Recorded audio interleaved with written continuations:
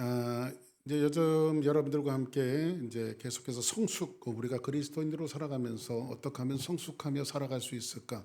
성숙한 그리스도인이 되어질까에 대한 타이틀을 가지고 함께 은혜를 나누고 있습니다. 요즘 이제 주제 설교를 이제 한 몇 주간 생각하고 하다 보니까 꼭 한 주간에 이제 독서를 꼭 하게 되더라고요. 왜냐하면 주제 설교를 하니까 이 강의 설교를 하면 성경만 답답하면 되는데 책도 읽어야 되지만은 주제 설교를 하니까 책을 하나씩 이렇게 좀 옛날 읽었던 책들이지만은 책을 하나씩 읽게 됩니다. 그래서 제가 주제 설교에 여러분들에게 드리는 그 매주의 설교 제목은 책 제목입니다. 책 제목. 성경을 먹어라. 그런 책 제목이 있어요. 성경을 먹어라. 첫 번째, 성숙하기 위해서는 성경을 먹어라. 이 책을 먹어라라고 하는 책이 있고, 지난주에는 기도의 자리라고 하는 책이 C.S. 루이스 뭐 이런 사람들 기도의 자리로라고 하는 그런 책들이 있는데, 오늘도 역시 그 여러분들에게 드려지는 말씀은 한번 따라하겠습니다. 예배를 말하다. 예배를 말하다. 오늘도 이게 이제 책 제목입니다. 존 나이트라고 하는 분이 예배를 말하다라고 하는 책을 이제 썼는데, 다시 한번 이제 책을 쭉 한번 옛날에 읽어봤던 책들이지만 설교를 하려면 이 독서를 해야 돼요. 그래서 쭉 한 번씩 이제 넘겨보고 읽어봤는데, 여러분들 우리가 오늘 하나님 앞에 예배 드리러 나오셨잖아요, 그죠? 근데 여러분들이 예배를 어떻게 정의하십니까? 저는 60년을 넘게 이렇게 살아도 이제 목사님 예배가 뭡니까? 라고 저한테 물어본다면 좀 여러분들에게 죄송한 소리지만 예배는 이겁니다라고 정확하게 어떻게 정의를 내려드릴 수가 없는 것 같아요. 왜냐하면 우주 만물을 통치하시는 그 하나님 앞에 우리가 예배를 드리는데, 그 예배를 드리는 것이 과연 나의 입장에서는 하나님 앞에 예배 드리는데 정말 이 예배가 하나님 앞에 영광 돌리는 그런 예배인가? 그리고 여러분들이 성숙한 그리스도인이 되어지기 위해서 오늘 예배 자리에 나왔는데, 이게 성경적 관점에서 우리가 그러면 예배는 무엇인가 다 드릴 수는 없지만은 이존 나이트라고 하는 분이 이제 책에 써놨던 내용들을 좀 이렇게 보고, 또 성경적인 관점과, 그리고 우리가 매주마다 하나님 앞에 예배 자리로 나오는데 정말 우리들이 하나님 앞에 드리는 예배가 정말 어떤 그 삶을 담아서 또 어떤 모습으로 하나님 앞에 예배 드려야 하는지에 대한 것들을 여러분들과 함께 말하고자 합니다. 존 나이트라고 하는 분이 예배를 한마디로 딱 이렇게 정의를 했더라고요. 그분은 아주 나이스한 것 같아요. 이분은 이렇게 정의를 했습니다. 한번 따라서 하실까요? 예배는 사랑이다. 이분은 그 예배는 사랑이다라고 정의를 했더라고요. 그래서 거기에 끝에 이렇게 썼습니다. 예배는 모든 것을 다 잊어버리고 하나님 앞에 몰두하는 것이다. 다시 한번 말씀드릴게요. 예배는 모든 것을 다 잊어버리고 하나님 앞에 몰두하는 것이 예배다. 그리고 여러분들이 오늘 지금 예배 드리잖아요. 이 말씀을 들을 때도 여러분들이 세상에 잡다한 모든 것은 다 잊어버리고 하나님 앞에 몰두하는 것입니다. 이 존 나이트라고 하는 분은 성공의 사제입니다. 이 성공회는 예배의 형식은 캐톨릭의 미사와 거의 유사하게 드립니다. 그러나 신앙의 형태는 우리 개신교하고 똑같습니다. 그래서 이 성공회는 캐톨릭이 아닙니다. 그냥 이 프로테스탄트 개신교와 똑같은 형태를 가지기 때문에 우리와 신앙이 같습니다. 성경도 똑같은 우리의 성경 66권을 쓰고 있습니다. 그런데 이분이 존 나이트라고 하는 분이 성공의 사제인데 예배를 이렇게 표현했습니다. 결혼식을 할 때 우리는 결혼식 이렇게 이야기하지만 우리 믿는 사람들 결혼 예배를 드리잖아요. 예배를 드리는데 성공에서는요, 결혼식을 거행할 때에 신부와 신랑이 마주보게 해서 기도문을 하나씩 낭독하게 합니다.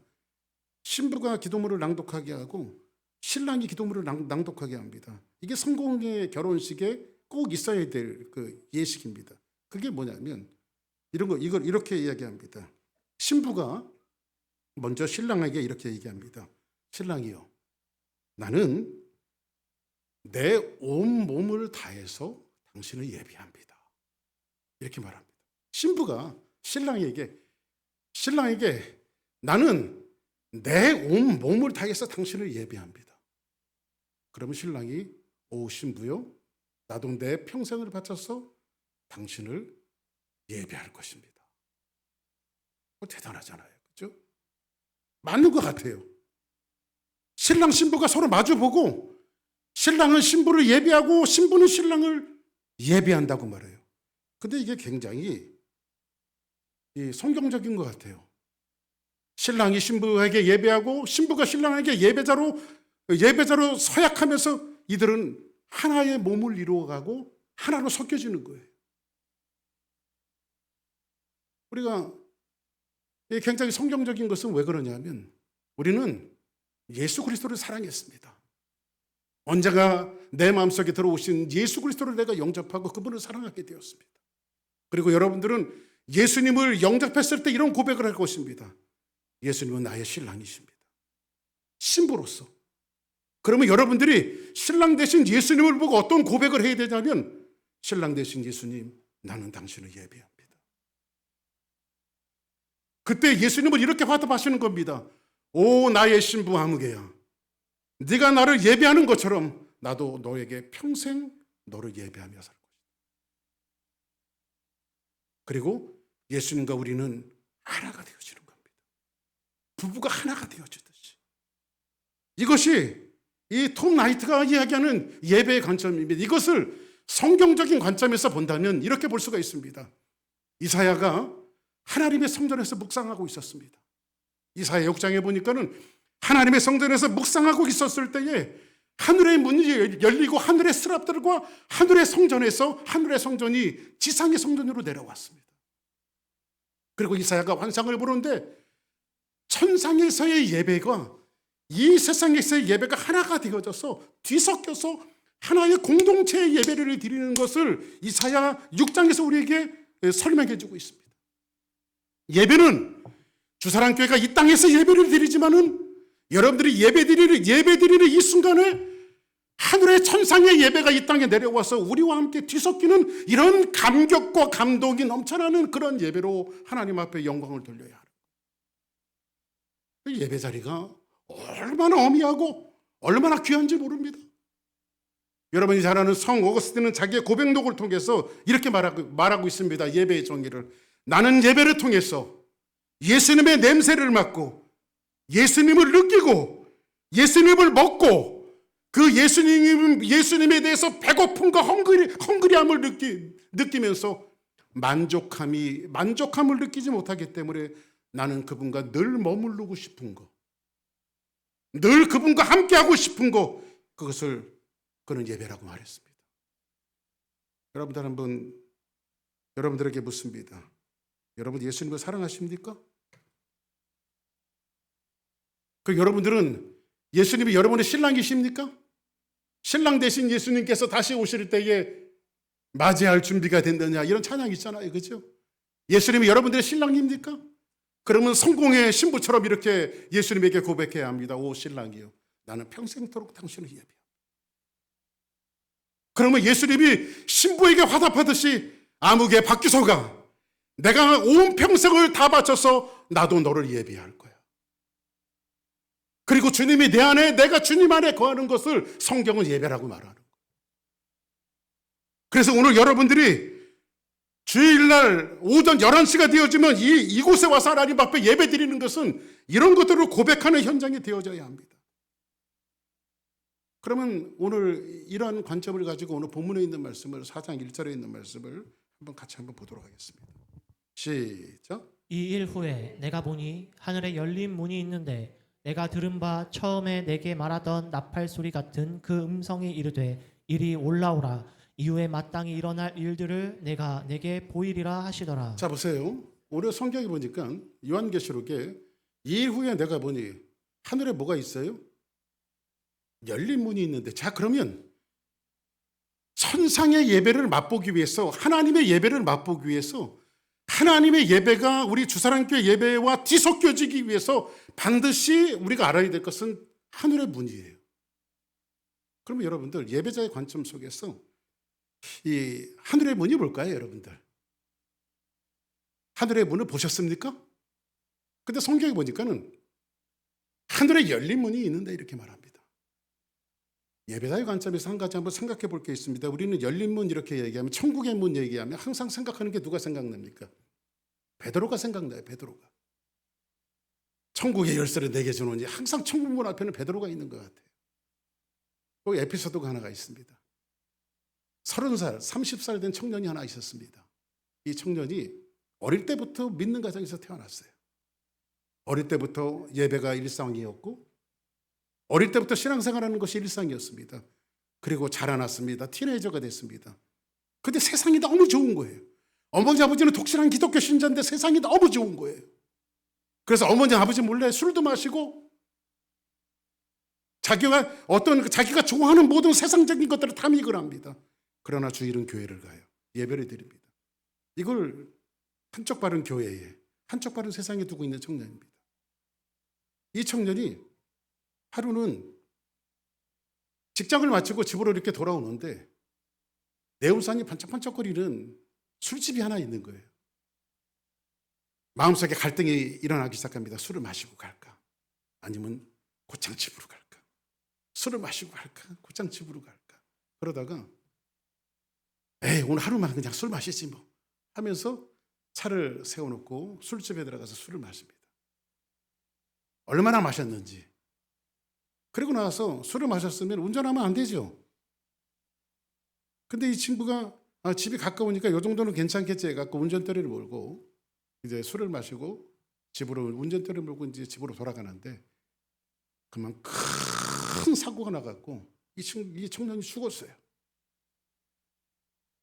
그래서 자기 육체에서 자기 몸이 빠져나가는 걸 보는데 어디론가 막 올라가는데 가보니까 진짜 큰 문이 하나 있더래요.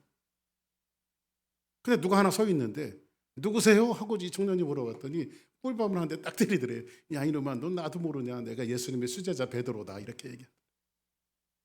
근데 베드로가 자꾸 자기를 째려보더래요. 야, 너 이쪽으로 보니까는 너 교회 다녔지? 네, 교회 다녔습니다. 이렇게 보니까 너는 구원을 받은 것 같기도 하고, 또 이쪽으로 보니까는 너는 구원을 못 받은 것 같기도 하고. 야, 나도 판단이 안 되니까 물어봅니다. 이 청년에게 베드로가 너 천국 갈래? 지옥 갈래? 그랬더니 이 청년이 바락 화를 지르면서 그러더래요. 아니, 지옥 가고 싶은 사람이 어딨냐고. 천국 가고 싶습니다. 야, 내가 천국 보내주면 되지 화를 내냐. 그래서 천국 문을 열어주고 이 청년이 천국으로 들어갔습니다. 매 주일마다 목사님을 통해서 흘러나왔던 하나님의 말씀대로 천국은 황금길이 깔려있고 정말 너무 좋은 곳이더라는 거예요. 한 달을 살았습니다. 2달을 살았습니다. 근데 천국이 너무 좋은데 굉장히 단조로운 거예요. 오늘 요한계시록에 천상의 예배가 벌어지고 있습니다. 하늘나라의 메뉴는 딱 한 가지밖에 없어요. 그건 뭐냐면 아침 먹고 예배, 점심 먹고 예배, 저녁 먹고 예배. 여러분들은 만약에 그런 예배를 매일 드리자고 하면 여러분들이 서로 죽이려고 할 거야 아마.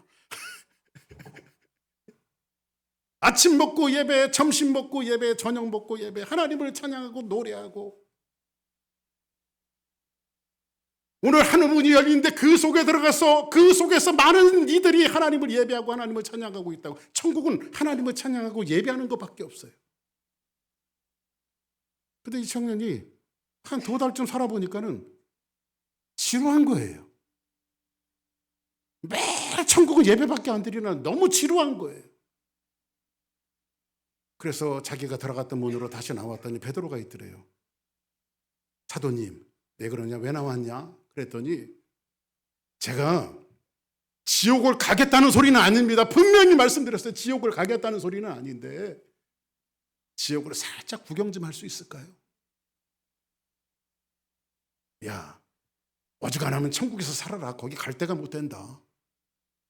그랬더니 그래도 살짝만 구경만 하고 나올게요. 그래서 그러면 빨리 갔다 나와라 하면서 지옥의 문을 열어줬는데 지옥에 가봤더니 라스베가스야. 공짜로 노름도 할 수 있고 공짜로 술도 마실 수 있고 네온 사인 휘황찬란 모든 것들이 자기가 좋아하는 세상적인 모든 것들이 다 있더라는 거예요. 근데 베드로가 한 2달쯤 기다려도 이 친구가 안 나오니까 잡으러 왔어. 지옥으로. 야, 너 구경만 한다고 그러더니 여기서 뭐 하는 거야? 베드로를 졸졸졸 쫓아나와서 천국문에 이르렀던 청년이 심각하게 생각하더니 베드로를 향해서 그렇게 얘기하더랍니다. 사도님, 아무래도 저는 천국 체질이 아니라 지옥 체질 같습니다. 저는 결정했습니다. 그냥 저를 지옥으로 보내주십시오.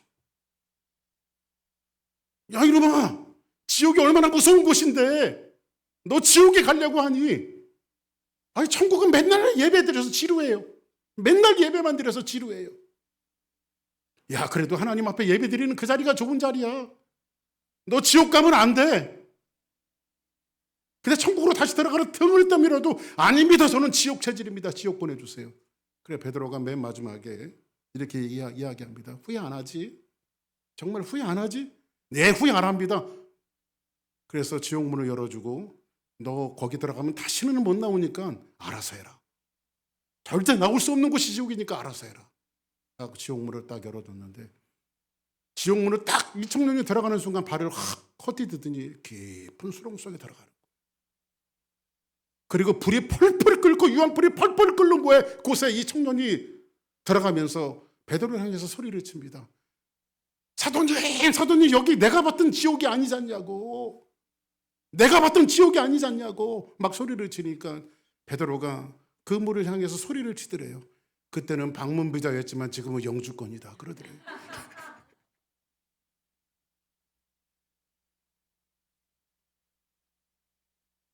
사랑하는 성도 여러분, 우리는 하나님 앞에 예배드리는 것이 왜 이 주일은 빨리빨리 돌아오는지, 왜 교회는 그렇게 예배가 많은지. 근데 이 땅에서 여러분들이 하나님 앞에 예배드리는 순간이 가장 고기롭고 가장 귀하고, 어거스틴이 이야기하는 것처럼 이 예배를 통해서 주님의 냄새를 맡고 예수 그리스도를 먹고 예수 그리스도를 느끼고 깊어지고 그분에 대한 내 사랑을 고백하는, 신랑으로서 고백하는, 나는 당신을 예배한다라고 고백하는 이 놀라운 시간이 뭐냐, 바로 예배라는 거예요. 그것을 고백할 때에 하늘의 찬상의 예배가 주사랑교회의 예배와 뒤섞여져서 내가 주님 안에 한 몸이 되어진 것처럼 하늘의 예배가 우리 가운데의 예배로 하나가 되어지는 것이 이 진정한 예배란 말이에요. 아멘. 근데 여기 보니까는 2일 후에 사도 요한이 보니까 내가 보니 하늘의 문이 있는데, 여러분들 하늘의 문이 뭡니까? 하늘의 문이 창세기에 보니까 이 하늘의 문을 소개하고 있는데요. 이 하늘의 문이 어떤 것인가 봅시다. 창세기 28장 11절에 있는 말씀, 몇 절은 11절 12절 한번 봅니다. 시작. 한 곳에 이르러는 해가 진지라 거기서 유숙하려고 그곳에 한 돌을 가져다가 베개로 삼고 거기 누워 자더니.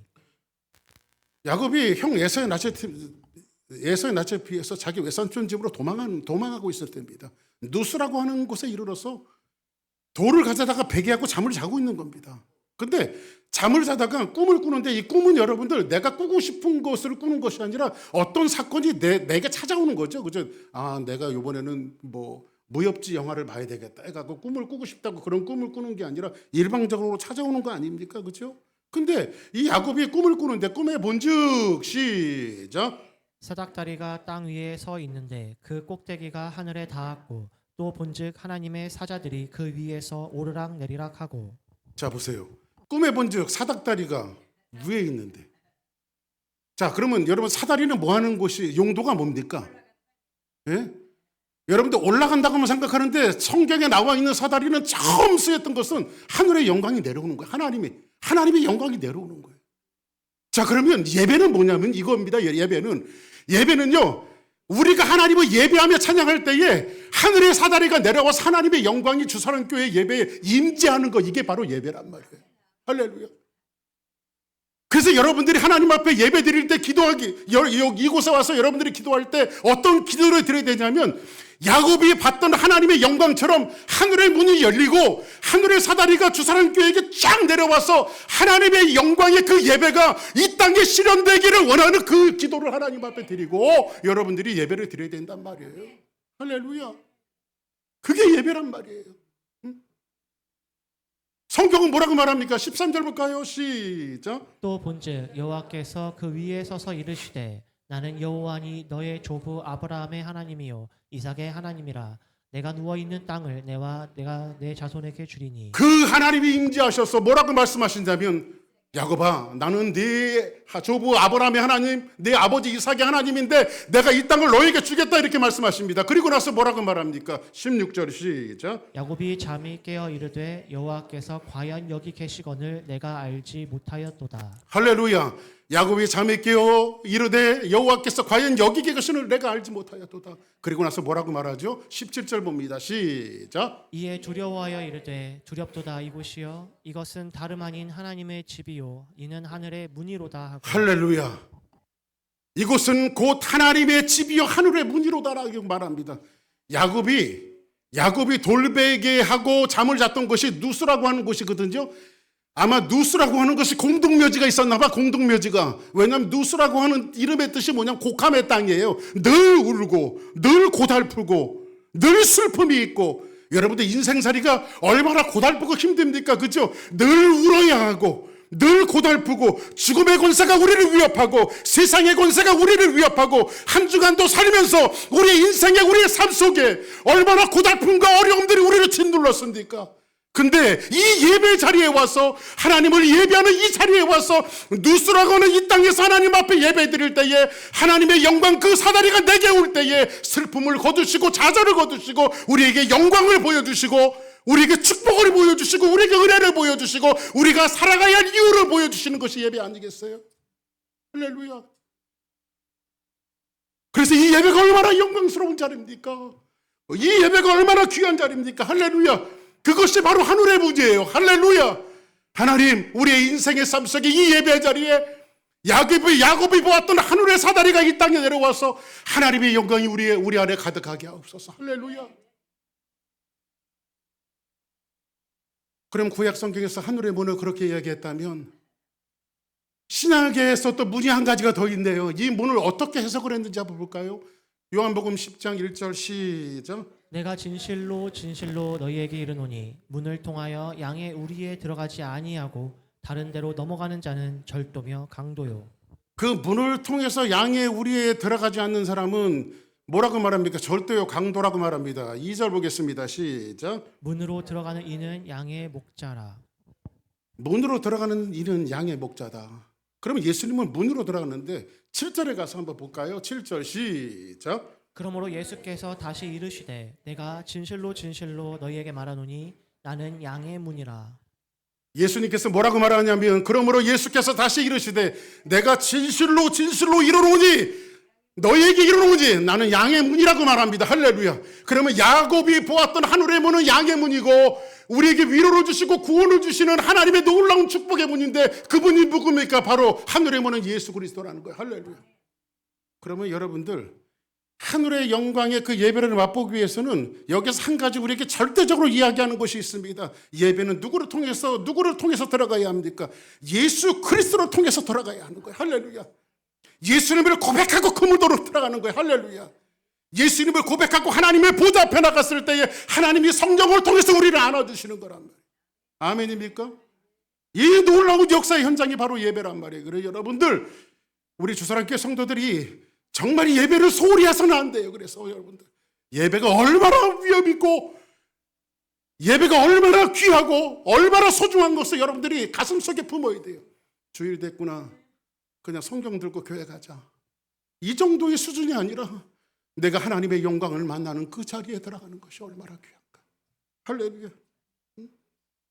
그런 관점에서 우리 오늘 본문에 있는 말씀 다시 한번 읽어봅시다. 시작. 이 일 후에 내가 보니 하늘에 열린 문이 있는데 내가 들은 바 처음에 내게 말하던 나팔 소리 같은 그 음성이 이르되 이리로 올라오라. 이후에 마땅히 일어날 일들을 내가 내게 보이리라 하시더라. 성경에 보니까 이렇게 말합니다. 여기 문이 있는데 성경은 뭐라고 말합니까? 한번 따라합시다. 이리로 올라와라. 자, 그 이리로 올라와라 이렇게 말합니다. 이 이리로 올라오라고 하는 것은 뭐죠? 방향을 이야기하는 것이 아니에요. 위아래 이걸 얘기하는 것이 아니라 하나님의 계시와 임재 속에 들어오라는 거예요. 아멘입니까? 이건 하나님의 초대예요. 예배는요 첫 번째 예배 요소입니다. 예배는 뭐냐면 하나님의 초대에 여러분들이 응하고 나오는 것이 예배예요. 예배는요, 하나님이 부르지 않으면 절대 나올 수 없는 것이 예배예요. 여러분들이 어쩌다가 주일 아침이 돼서 여러분들이 뚜벅뚜벅 차를 몰고 교회 나오셨는지 모르지만 이 예배 자리는 하나님이 여러분들을 초대하신 자리예요. 만왕의 왕이신 그 하나님이 여러분들을 초대하신 자리예요. 얼마나 영광스러운 자리입니까? 제가 아시는 목사님이 한 분은 어깨에 힘을 주고 저한테 얘기하시더라고요. 한국 갔더니, 박 목사님, 목사님 혹시 대통령 만나본 적 있어요? 청와대 초청을 받은 적 있냐고. 뭐 저 같은 소인이 어떻게 청와대를 다 가보겠습니까? 청와대 근처도 못 가봤습니다. 제가 그랬어요. 그랬더니 목사님 어깨에 딱 힘을 주면서 자기는 청와대 조찬기도에 초청을 받아서 조찬기도에 갔다 왔다는 거예요. 그러면서 하시는 말씀이 뭐냐면요, 청와대 조찬기도회가 있는 그 날로부터 한 달 전부터 목사님이 다 터는 거야. 왜냐하면 이 사람이 범죄자인지 뭔지 이렇게 다 신원조회를 하는 거예요. 왜냐하면 대통령을 만나는 자리니까 아무나 갈 수가 없으니까 신원조회를 하더라는 거예요. 자기 신원조회를 다. 그리고 가는 날이 딱 되어졌더니요, 청와대는 아무 차나 타고 들어가면 안 되고 청와대에서 지정해 준 차를 타고 들어가야 된대.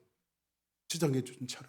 그 차를 타고 딱 들어가서 조찬기도 참석했다는 거야. 그래서 저는 초청해도 못 가겠다 그랬습니다. 왜냐하면 이제 불편하면 안 갑니다. 아무리 청와대가 아니라 청와대 할아버지라도. 나는 못 가겠네. 여러분들 보세요. 일국의 대통령을 만나는 자리도 한 달 전서부터 그 사람의 신원을 파악하고 지정해 준 차를 타고 대통령을 만나러 가는 자리가 영광스러운데, 우주의 통치자시며 세상을 조성하시며 우리의 구원자시며 세상의 주관자이신 그 하나님을 만나러 가는 것이 어떻게 우리가 감격스럽지 않겠습니까? 그래서 여러분들 이 예배 시간이 여러분들에게 웃기십니까? 습관적이십니까? 하나님 앞에 예배 드리는 그 자리가 여러분들의 마음속에 소홀히 보냈다면, 여러분들이 정말 성숙한 그리스도인이 되어주기 위해서 여러분들도 마찬가지고 여러분의 삶도 마찬가지고 여러분 자녀들도 마찬가지고 예배는 교육시켜서 얼마나 귀하고 얼마나 소중한 것인가를 알아야 돼요. 우리 어머니 말씀을 드려 죄송합니다. 우리 어머니는요, 우리가 어릴 때부터 예배 빠지는 것을 그냥 용납하지 않으셨습니다. 우리 어머니는 예배 빠지면 이제 빗자루가 춤춥니다. 빗자루가 뭐냐면 이제 나무 떼기 이렇게 있는 빗자루 여기저기 걸어놓고요. 다른 건 다 용서하시는데 신앙생활 잘못하면 그냥 빗자루로 막 때리십니다. 막. 응? 아니 주일날 오전 예배 갔다 왔으면 했는데 오후 예배 한번 빠졌다고. 옛날엔 주일학교가 오후 예배도 3시에 오후 예배 드렸거든요. 오전 9시에 예배 드리고 오후 3시 예배. 만화 영화가 너무 기가 막힌 영화를 그때 하니까 그냥 만화 영화 본다고 딱 빠졌다가 예배를 못 나갔더니 저희 어머니가 빗자루가 춤추는 거예요. 막 그냥. 응? 이놈의 자식, 하나님 앞에 예배 드리는 것이 얼마나 귀한데 예배를 빠지냐고. 그래서 우리는 예배 빠지는 것이 곧 사망이라 예배가 그렇게 소중한 거예요. 할렐루야. 아멘. 그러면 여러분들 보세요. 예배를 왜 하나님이 왜 일리 오라, 내 계시 속에 들어오라고 말씀하실까? 일리 와라. 왜 하나님이 예배 초청하실까요? 이유가 있으니까 초청하실 거예요. 단지 하나님 영광만 받으시기 위해서 그럴까요? 하나님이 예배에 여러분들을 참여시키는 것은 뭔가 이유가 있어요. 성경에 보니까 뭐라고 말합니까? 성경에 보니까 이리로 올라오라. 그리고 나서 나오는 말씀이 뭐죠? 이후로 마땅히 일어날 일들을 내가 내게 보이리라. 하나님께서 뭔가 마땅히 일어날 일들을 하나님께서 나와 대화하고 싶은 거예요.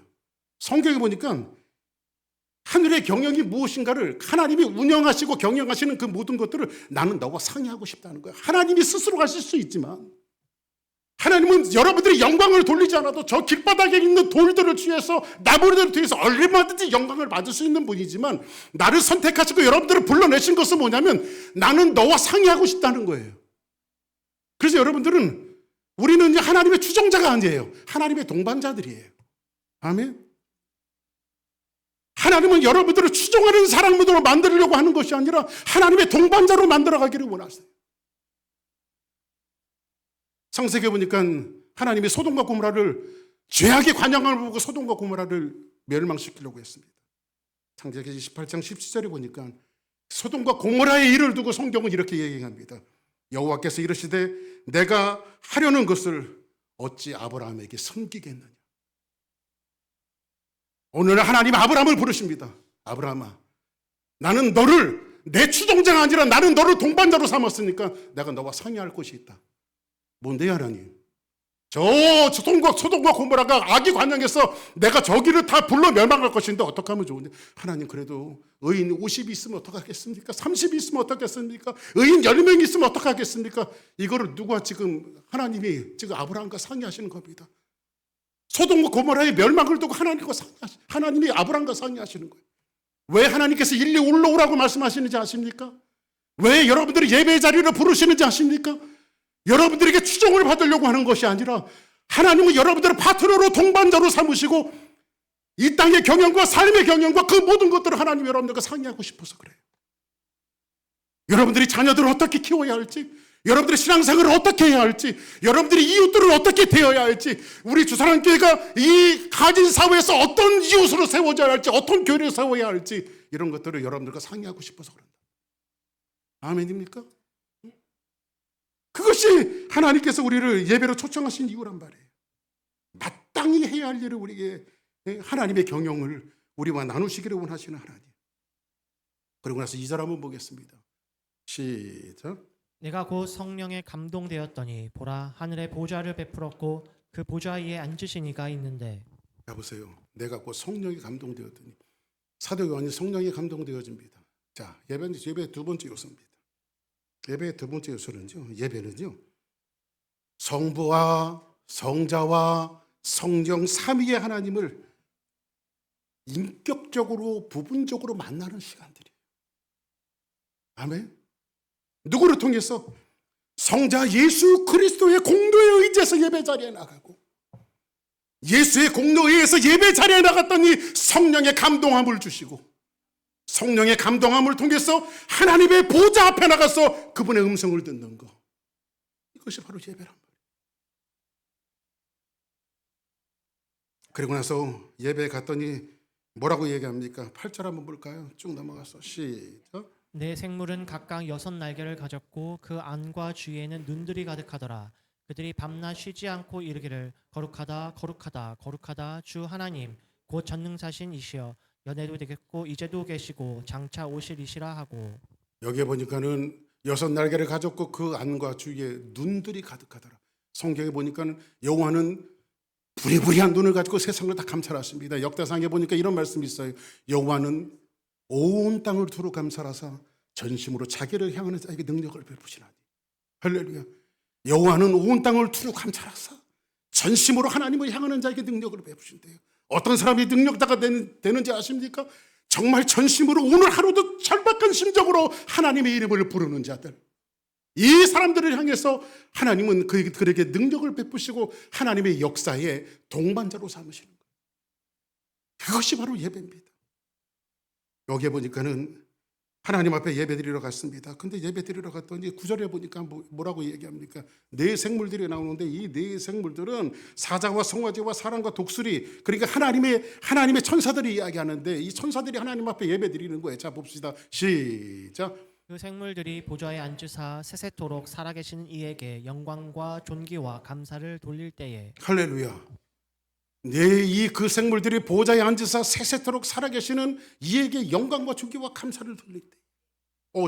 천상의 예배를 경험했더니 이미 아까 제가 한 청년을 통해서 말씀드렸다시피 하늘의 예배가 장황하게 열어지는데 그 예배의 매료가 되어지고 감사하며 하나님 앞에 영광을 돌리는 겁니다. 그때에 사람들이 예배를 드리는데 나 같은 죄인이 하나님 앞에 예배 드린다라고 하는 그 자체가 너무너무 감사한 거예요. 내가 내 공로로 하나님 앞에 갔는 줄 알았는데 성경이 뭐라고 말합니까? 10절 보겠습니다. 시작. 24 장로들이 보좌에 앉으신 이 앞에 엎드려 세세토록 살아계시는 이에게 경배하고 자기의 관을 보좌 앞에 들이며 이르되. 천국문에 들어가서 면류관을 쓰고 갔습니다. 박규서, 너는 세상에 살아갈 때 내 사역자로, 말씀을 증거하는 자로, 목사로 너 참 충성하다 왔구나. 면류관 써라 하면서 면류관을 딱 쓰고 어깨에 힘을 딱 주고 천국의 예배를, 천상의 예배를 딱 참석했더니 천사들이 하나님을 찬양하고 스랍들이 하나님을 찬양하고 온 영광이 하나님을 찬양하는데, 이 면류관이, 이 구원이 내 공로로 이루어진 것이 아니라는 거예요. 그래서 다시 이 면류관을 벗어서 주님 앞에 드리는 거, 이건 내 공로가 아니라 하나님의 공로입니다. 할렐루야. 그래서 여러분들 예배를 이 땅에서 드릴 때 예물이 필요한 것이, 왜 예물이 필요하냐면 내 공로가 아니라고 하는 사실을 고백하면서 우리가 하나님 앞에 예물을 드리는 거예요. 그게 바로 예배란 말이에요. 이 놀라운 예배 광경 속에서. 그리고 뭐라고 얘기합니까? 11절 볼까요? 시작. 우리 주 하나님이여, 영광과 존귀와 권능을 받으시는 것이 합당하오니 주께서 만물을 지으신지라 만물이 주의 뜻대로 있었고 또 지으심을 받았나이다 하더라. 할렐루야. 합당하다라고 하는 것은 이겁니다. 꼭 맞습니다. 꼭 맞습니다. 그래서 하나님 앞에 예배는 모든 것이 감사와 고백과 가치를 그분에게 올려드리는 것, 그것이 바로 예배인 것을 성경은 말합니다. 말씀을 정리하겠습니다. 아침에 잠깐 생각나서 말씀을 드렸는데, 한 2주 전인가요? 2, 3주 전인가? 어떤 자매님, 평상시에 알던 자매님이 있었는데 그 자매님하고 어디 신방을 같이 가기로 했습니다. 그래서 목사님, 오늘은 제가 잘 모르고 갈 테니까, 제가 전도하고 있는 자매입니다. 이제 언젠가는 교회 나올 거예요. 여기 사는데 아주 징글징글밖에 안 나와요. 그래서 계속 전도하고 있는데 어디 이제 어렵고 힘든 그 연세 드신 분을 좀 도와드리고 있는데 같이 신방을 가기로 했습니다. 목사님, 오늘은 제가 모시러 가겠습니다 하고 교회 앞으로 딱 왔는데 차가 좋아요.